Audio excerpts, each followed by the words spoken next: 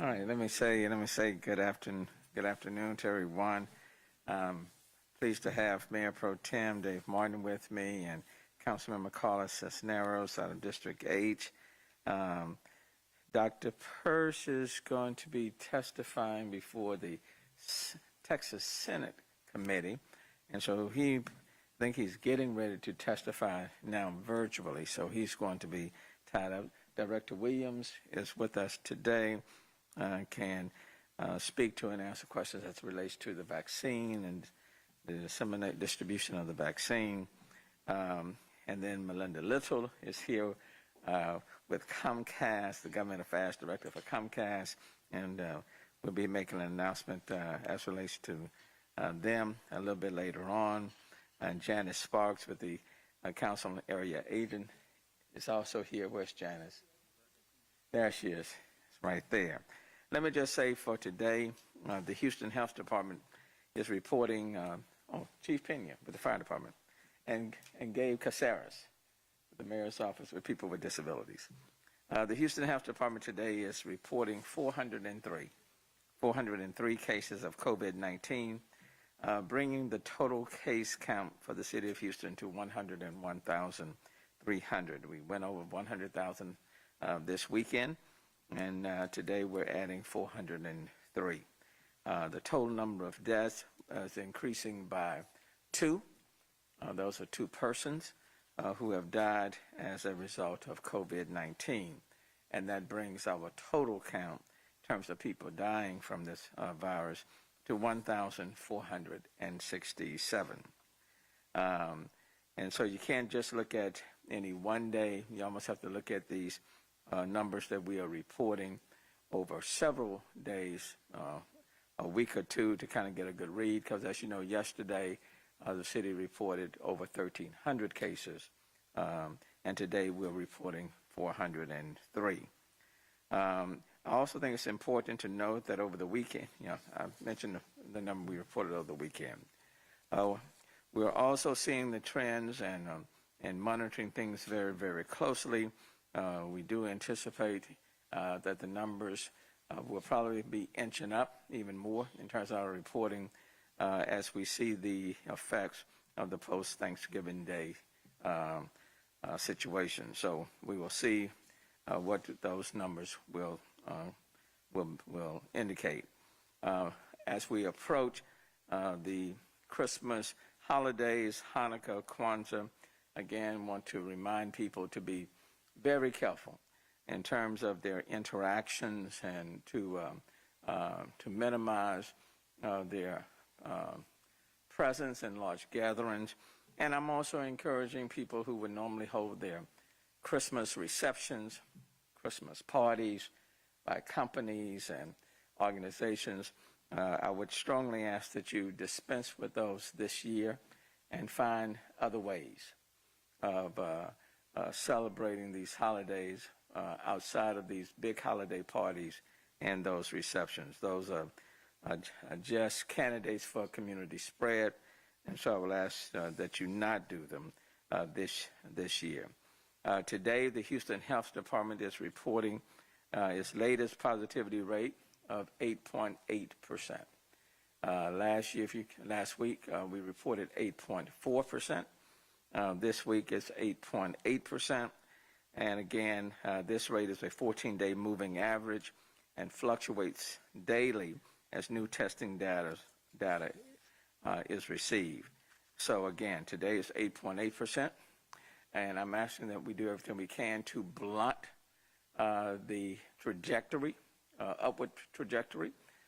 So we want to kind of stop it at 8.8 and then want to start moving that downward. The goal is to get to 5% and below. We reached it before, and we need to get back to it as much as possible. And so let me just stop right there. I'm going to come back. I'm going to bring up Director Williams to talk about the vaccines, the protocols surrounding that. We are hopeful that the FDA will approve the Pfizer vaccine on Thursday, and then shortly thereafter for the vaccine to start being distributed throughout the country. Director Williams. Thank you, Mayor. This is just an overview of Texas COVID-19 vaccine distribution plan. As we all know, there are multiple vaccines being developed and manufactured within the United States. And the first vaccines could be cleared for use by FDA in the coming days and weeks. As a matter of fact, I think everybody has been hearing that we can expect some vaccine delivery sometime next week. Although everyone wants to get vaccinated, that will in fact be the case, but initial doses of the vaccine will be really slated for critical populations as identified by the feds and the state. If you look at this slide, it shows the priority, the guiding principles for that the state has produced in the vaccine distribution plan. First, protecting health care workers, protecting frontline workers, and protecting vulnerable populations. The initial allocation will be extremely limited, so it will be at least in the first quarter of 2021 before the first tier priority group is addressed. And the first tier hasn't actually been totally developed by the state. Only the first half of that tier has actually been developed. So it's an ongoing process. And looking ahead into 2021 with the next slide, it will be likely at least the second quarter of 2021 before vaccines become more widely available. When it does, people will be able to get vaccinated at their doctor's offices, at pharmacies, hospitals, and other usual sites. A vaccine will be distributed at no cost by the CDC and shipped directly to vaccine providers along with supplies needed to administer it, such as syringes, needles, etc. And I can say that both within the city and the county, we have approximately 500 providers that are either registered or going through the registration process. Each vaccine recipient will receive a card with information about the vaccine they receive, and doses administered will be recorded in the state's MTRAC2 system. That is the state's immunization register, so that providers and recipients can ensure they receive the correct second dose. Remember, if you get one vaccine, initially you really have, the second dose has to be that same vaccine. The Houston Health Department's roles, although the distribution is a state-driven process, there are roles for the Houston Health Department. Much like our testing strategy that brings resources into vulnerable communities, we'll have a similar approach for vaccines focused on access and equity. We also play a role in recruiting Houston COVID-19 vaccine providers in the state network, focusing on recommended priority groups and geographical areas within adequate coverage. And earlier I referred to the fact that we have currently about 500 providers either registered or going through the registration process. It's important to note that we can also monitor vaccine uptake to identify potential gaps and deploy targeted strategies to ensure vaccine is available to all Houstonians based on vaccine availability. This is exactly what we did during our testing efforts when we saw that there was either a slow uptake or there were high positivity zip codes. We actually focused our testing efforts into those areas. We will also serve in a traditional role as a safety net provider by providing vaccines in our health centers and our multi-service centers. We're also going to use what we call a strike team, our mobile units that will be able to move around into targeted areas so that we can make sure that we're getting ample vaccine coverage. Thank you, Dr. Williams. I just want to emphasize at whatever point the vaccine becomes available where you can take it, let me encourage you to take it. So, for example, healthcare providers will be up first, but whenever it can get to the overall community, and when you're able to take it, let me encourage you to do it. Whenever I'm eligible to take it, I intend to take the vaccine. In fact, we'll do it publicly because we've encouraged people to get tested. We've encouraged people to mask up, to social distance, to wash your hands.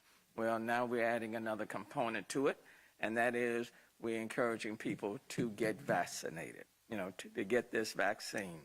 And it will do many things. Number one, it will help to curb the number of people who have to go to hospitals, the number of people who are being positive. We know we have seen a disproportionate impact on communities of color, low-income communities. And so by taking the vaccine, you end up not only just protecting yourself, but protecting others. So when it becomes available, I kind of want to start talking about it now, even before they start distributing it. When you can, I would encourage you in the strongest of terms to please take the vaccine. Now let me bring up Chief Pena from the Fire Department. Thank you, Mayor. Good afternoon, everyone. The numbers for the Houston Fire Department continue to skyrocket. Today we are at 144 firefighters in quarantine and 36 that have tested positive currently for coronavirus. That continues to place an incredible strain on our ability to staff units as it has in the past 7 months. We, again, like the Mayor mentioned, we encourage people to do the right thing to limit that community spread, because it is really affecting public safety, not only fire department, but police department and all other municipal employees that are out there serving this community. So we encourage you to continue practicing the recommended safety guidelines, wearing the mask, proper distancing, and proper hygiene, which will help us stem the sharp increase in this virus.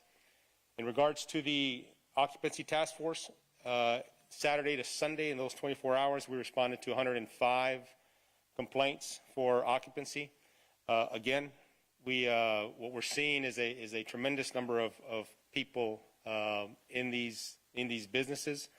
75% is the governor's order maximum, but more importantly than that is the proper distancing within these businesses. The purpose of the 75% is to allow room to properly physically distance within these businesses to ensure a safe environment. And that's the issue that we keep seeing. Beyond just the occupancy number, it's just the grouping of personnel and people inside these businesses that is causing an issue. So again, we encourage people and businesses to assist us in doing the right thing and providing a safe environment. We're happy to report, Mayor, that we've submitted 1,500 names to Methodist as part of the Phase 1 Alpha, as Director Williams mentioned. The tiers haven't been determined, the second tier, but certainly the first tier for vaccines has been determined. We've submitted 1,500 names for firefighters to receive the vaccine as part of the Phase 1 Alpha group. We're hoping we get 100% compliance in taking the vaccine, but it is voluntary. It's not mandatory at this time, and we'll have the numbers of firefighters that did receive that vaccine once those vaccines have been administered. Thank you. You know, digital equity is one of the many challenges we have faced in Houston during the pandemic. And most schools are open now, but some students are still learning virtually and must do their homework at home, and that requires a reliable internet connection. And I know Councilmember Carlos Cisneros can speak to this because she chairs the committee dealing with education. I am proud to say that we have developed 2 programs in partnership with Comcast that will benefit those who need the assistance. Last week, City Council voted to launch an internet voucher program by using CARES Act funding. The Health Equity Response HER Task Force has partnered with Comcast to provide approximately 5,000 vouchers to qualifying applicants from now until December 20th of this year. This agreement will ensure qualifying applicants can continue to stay connected to the internet for education, work, and personal health reasons for 1 calendar year. The pandemic has highlighted the importance of quality internet service, particularly for those vulnerable populations who must stay at home to stay safe. The program will provide a lifeline for citizens that have struggled through the pandemic without internet access, and a way to stay informed, connected, and safe during these challenging times. And for more information or to apply, you can visit houston.comcast.com, houston.comcast.com, And I also want to thank the Harris County Area Agency on Aging, the Mayor's Office for People with Disabilities, the Collaborative for Children, and Project GRAD. Also, the city and Comcast have worked together to help connect low-income families to the internet so they can fully participate in educational opportunities and the digital economy. Comcast today is announcing plans to equip 9 City of Houston community centers with Wi-Fi connected lift zones before the end of 2020. And for more on that and what it means, please welcome Melinda Little, Comcast Government Affairs Director. Thank you, Mayor Turner, and thank you for your leadership during the pandemic. 2020 really has been an unprecedented year, and internet now more than ever has become such a vital part of our day-to-day lives. Not only are students having to learn from home every day on an online platform, but many of us, including me, are still working from home using platforms like Teams and Zoom. But because of the pandemic and the safety, many of us are also having to connect with our families at home during these holiday seasons. So at Comcast, we are really committed to digital inclusion and equity. We launched our Internet Essentials program in 2011. Internet Essentials, for those of you who don't know, is a low-cost broadband internet program that offers high-speed in-home internet with the Wi-Fi router for only $9.95 a month for those who qualify. We have continued to expand the qualifications, so now most low-income Americans who live in a Comcast footprint are eligible for Internet Essentials. We've also continued to expand speeds to keep up with technology so that people really can stay connected. But the one thing that 2020 has taught us is that even though we have done all these things, there is still more to do. The COVID crisis has put many low-income students in the city at risk for being left behind. It has accelerated the need for comprehensive digital equity and internet adoption programs. So because of this, we've expanded ways to connect to Internet Essentials. We're partnering with other organizations like the City of Houston to have them help sponsor students to be able to be on internet. We also have been offering 2 months free service to all new Internet Essentials customers since March, and I'm excited to announce today that we are expanding that to go through June 30th, 2021. The mayor just talked about the great partnership that we have with his Health Equity Response Task Force and providing approximately 5,000 vouchers for Internet Essentials for 1 year. We're super excited about that, but we also know that we need to do even more, and so we're partnering with the city to open 9 lift zones this year, and then we have many more lift zones that we're going to partner not only with the City of Houston, but with other nonprofit partners.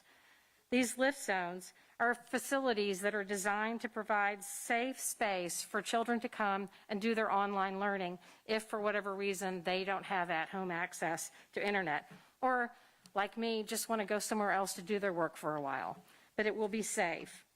The lift zones will be located throughout the city with the goal of helping local residents, especially vulnerable and at-risk populations who might not be able to have internet otherwise. Mayor, we are so grateful to you for your leadership in this space, and thank you so much for allowing us to be a partner. Thank you, Melinda. And those will be 9 lift zones in 9 of our community centers. And I want to thank Area Aging Organization, Mayor's Office for People with Disabilities, for also helping to make this happen. The need for food assistance during the pandemic has also increased greatly.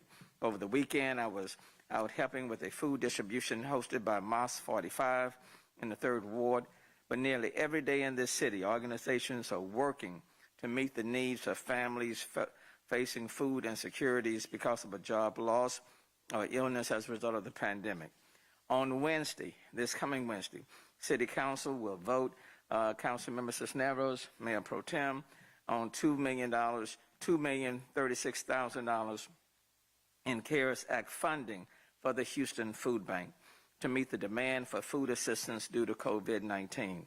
Can't tell you how invaluable the food bank has been. No question that this contribution to them will meet the needs of many, many families. So that's $2,036,000 from CARES funding will be going to the food bank. assuming council votes for it. And sadly, there are cuts to funding and product at the federal and state levels that have the Houston Food Bank and others around the country facing produce and commodity cliffs in 2021. And to assure these decreases don't negatively impact the food and nutrition needs of our communities, the Food Bank submitted this proposal for CARES Act funding. Some have criticized the city for rushing to spend all the CARES Act funding, but this, like so many other programs, are not only justified, they are sorely needed. According to the Houston Food Bank, distribution has surged as high as 200% of typical service, with March through October 2020 showing a 49% increase in the average number of households served on average, comparing the same timeline to 2019 as a result of the pandemic. So we are doing our part to urgently meet these needs. Council will also vote on providing more than $130,000 in CARES Act funding for BARC. And during the pandemic, the city's animal shelter is seeing more people surrender their animals. The economic impact of the pandemic has in some cases limited the ability of animal owners to care for their pets, increasing the number of homeless animals in our community and animals in BARC's care. Since 2013, BARC has partnered with Rescue Pets Movement to find homes for over 47,993 BARC animals in no-kill shelters and rescue organizations in Colorado and across the United States. This week's item increases BARC's contract with RPM for an additional $131,475 to transport an additional 1,753 animals in order to help reduce shelter capacity constraints during the pandemic. To support BARC's socially distanced shelter operations, RPM increased its transport efforts during the pandemic. The funding will also support a Home for the Holidays initiative to collect stray animals from the streets and provide transport services for up to 500 animals during the month of December 2020. RPM's effort greatly helped BARC's ability to provide a safe environment for employees and the general public through the COVID-19 outbreak in the Houston area. And I believe there are some additional items on the agenda for BARC as well. So let me just stop there. Kind of covered a lot up to this point in time, and we'll take questions on any of the topics that we have talked about today.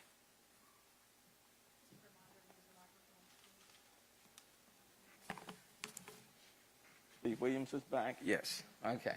We're all here. How are you?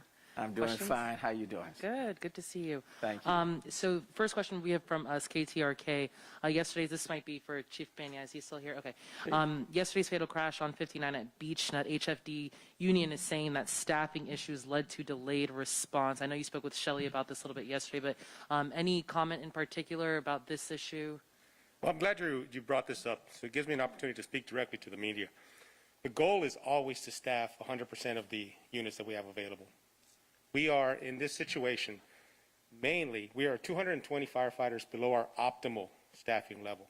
And, excuse me, the mayor and council has approved additional funding for overtime to bring in people on overtime to fill these vacancies, with the understanding that we're moving to hire 280 firefighters this fiscal year. Now, the reason we're in this situation now, 180 firefighters were not hired at the end of fiscal year 19 because of the passage of Proposition B. In addition to that, we had higher than normal attrition in fiscal year 20. So 220 firefighters is what we're short, but we're moving in the direction to hire for those and hire above and beyond the normal annual attrition. So 280 is what we have budgeted for this year.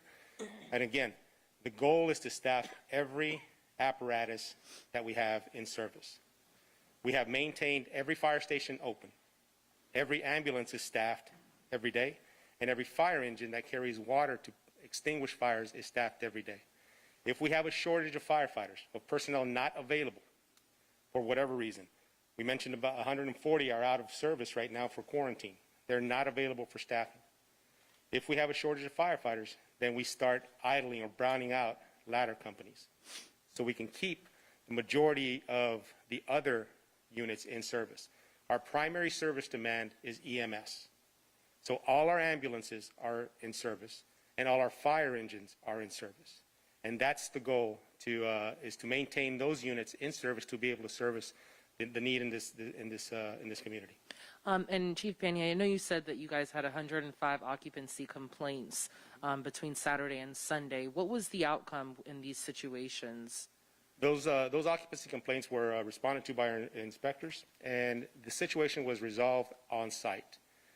So when our inspectors arrive on scene, they are now a resource to the businesses to ensure that we're providing the education, the recommendations for proper distancing within those occupancies.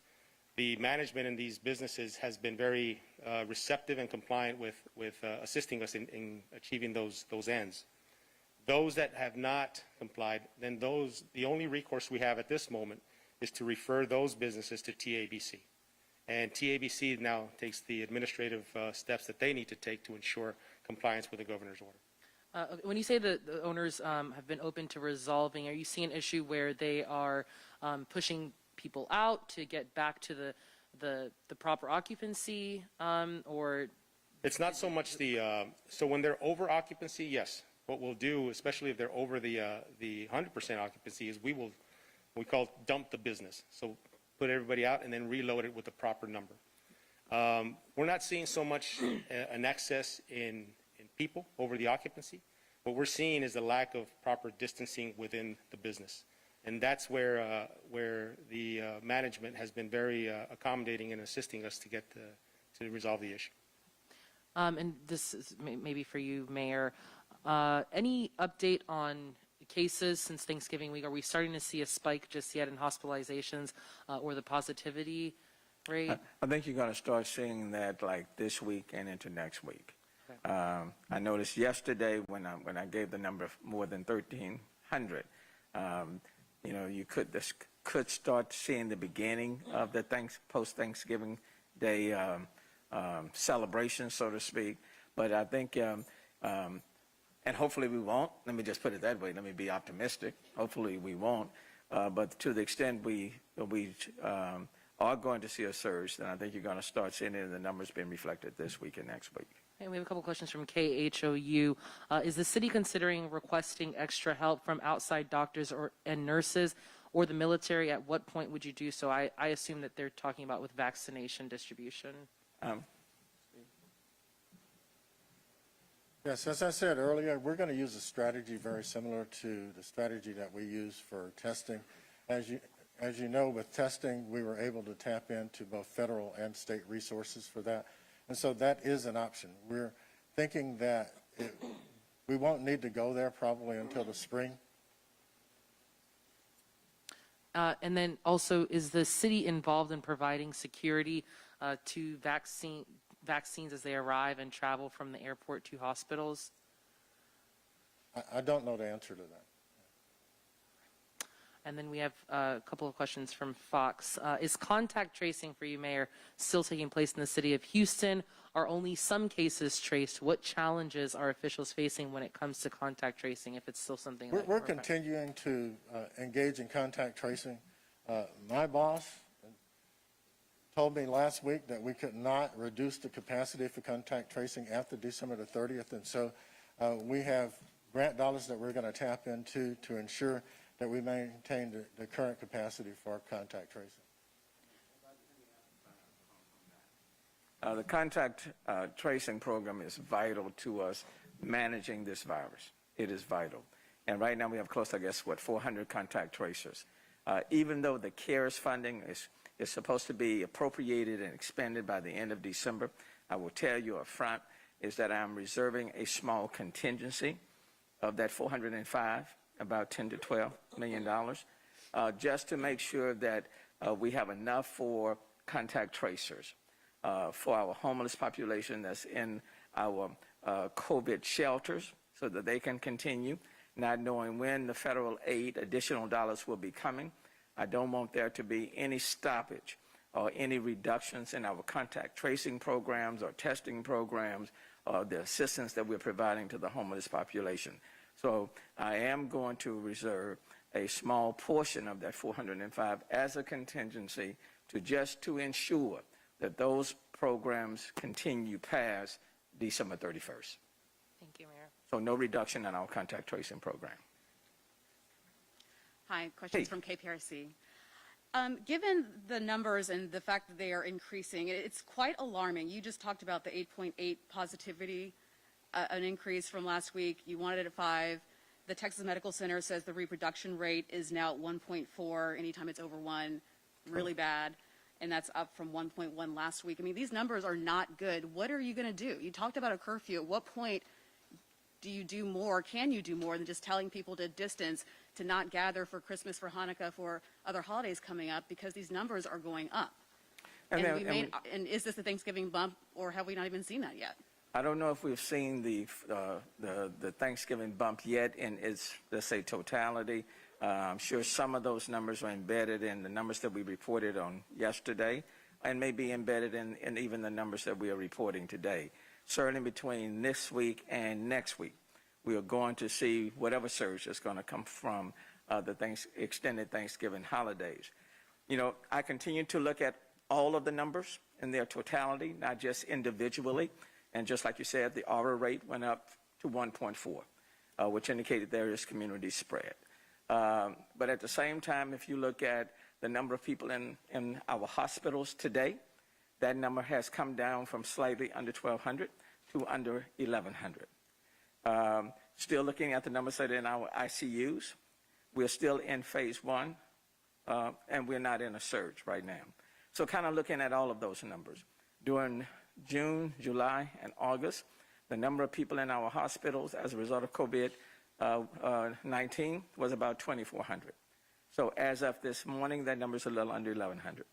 If it reaches to a point, for example, where we are getting close to a little bit more than half, and I'm looking at all the indicators, and if they're all clearly going in the wrong direction, then yes. The one step that is within my powers to utilize that have not been taken by the governor would be like a curfew. And I've spoken to it. I've asked businesses, for example, to control your occupancy, social distancing, to mask up. Quite frankly, I don't intend to say it anymore. When I see the numbers, and I think an additional step will be taken, what I will tell you is that it will be taken. Legal has already taken the steps to prepare it, and at any point in time when I look at the numbers and I think it's time to pull that, to utilize that additional recourse, then I will do it. But why wait, given that the increases are happening now? Not like in June, July, and August. Well, the numbers that we looked for, the number of people who were tested positive just last, mid-November, were as high as in July. No. From the TMC. No. That's what they just put up today on their daily. No. Yeah. Trust me, I look at these numbers every day. The positivity rate in June, July, and August got as high as 23, 24%. Not the positive. Well, the actual numbers, it was higher. That's what they put out on their graph. In June, July, and August, the positivity rate in the community was as high as 23, 24%. The number of people that were in the hospitals, covering the 9-county region, was about 2,400. As of today, the positivity rate is 8.8% in the community. Last week it was 8.4. The week before then it was 8.8, and then it was 7.9, and so on, so on, so on. And so the number of people in the hospitals today is a little under 1,100. So you're saying there's not one number that you're looking at, even though we do report every week the changes, the increase in there's not one number that's going to trigger the curfew? There's no one number that you can look at. You have to look at the compilation. And even when the situations were as bad as they were in June, July, and August, I didn't go to the curfew. Okay, we didn't do that. So I reserve the right to do it based on all of the numbers that we are looking at. That is a nuclear option, and you will hurt not only your bad actors, but you're going to hurt your good actors as well. And so before I go there, I do want to look at all the numbers, and I do want to, and then I'll discuss it with the medical professionals and others. And if we have to go there, I will go there. But for right now, no, we're not at that point for me to pull that trigger. Okay. A question for Chief Pena regarding the vaccine. You said you give a list of 1,500. Are those firefighters or staffers who have said, yes, I want it, or just people you think should have it? So those are the people that would qualify for the Phase 1 Alpha group. So they haven't said necessarily that they're going to, that they want it? No. So we submitted the list. Methodist will be the one that's administering and managing those vaccines. It's not a little corona. They will be administering. They will. Gotta say it. Gotta say it without laughing. No. Methodists will be the ones that are administering that vaccine and managing that list. We submitted all those that would qualify, and those would be our paramedics, those that are on the ambulance or are apt to be assigned to an ambulance. Those would be qualified as Phase 1 Alpha. Methodists will be reaching out to them within the next 10 days or so. And then after that initial contact, we'll know what percentage of those are accepting the vaccine. And when was the decision made to not require the vaccine be taken, and why was that decision made? Well, the vaccine is voluntary, and that's as a result of how we acquired the use of that vaccine. It's an emergency use vaccine, so we can't mandate the vaccine be administered. So, thank you. And that's why we're encouraging people to take the vaccine. And that's why the messaging, you'll be hearing a lot more as we move forward to encourage not only our employees to take it, but people in the community as well to take the vaccine. So that will help us to get on the other side of what has been a very, very challenging year. Before I close, I want to thank the people in the city of Houston and the businesses, individuals as well as the businesses, for being very cooperative, for keeping your mask on. I want to thank people who are in our city, living in our city, doing business in our city, for keeping these masks on and for engaging in social distancing and washing your hands. I want to thank those businesses, for example, who have reduced their occupancy in order to keep their customers and their patrons safe, and encourage people while they're in their businesses to keep their masks on and engaging in proper hygiene. So I want to thank people for doing your part, because quite frankly, when you look at the situation in other parts of the country, the city of Houston is still, relatively speaking, in better shape, although things can change in a hurry. Let me ask for your continued cooperation in doing everything we can as we approach the Christmas, Hanukkah, Kwanzaa, and keeping people as safe as possible. I know a lot of people will be doing online shopping. I'll be doing online shopping, but occasionally, too, I will tell you that I will probably be in the stores. But if they are too crowded, if one is too crowded, I'm going to come out and go to another. So I'm not telling people not to. I'm just saying be smart shoppers, be safe shoppers, because our businesses do need the business, especially small businesses. And so I'm simply saying let's enjoy the holiday season, but let's do it in a safe and respectful fashion, knowing that the vaccines are coming, and in weeks and months we can be on the other side. So let's patronize our businesses. Okay, let's do that, but we can do it in a very responsible fashion, and that's what I'm asking you to do. Let's enjoy the holiday season. I don't want us to take the joy out, so ho, ho, ho, all that good stuff. And, I'll come in my, reindeer outfit soon. So,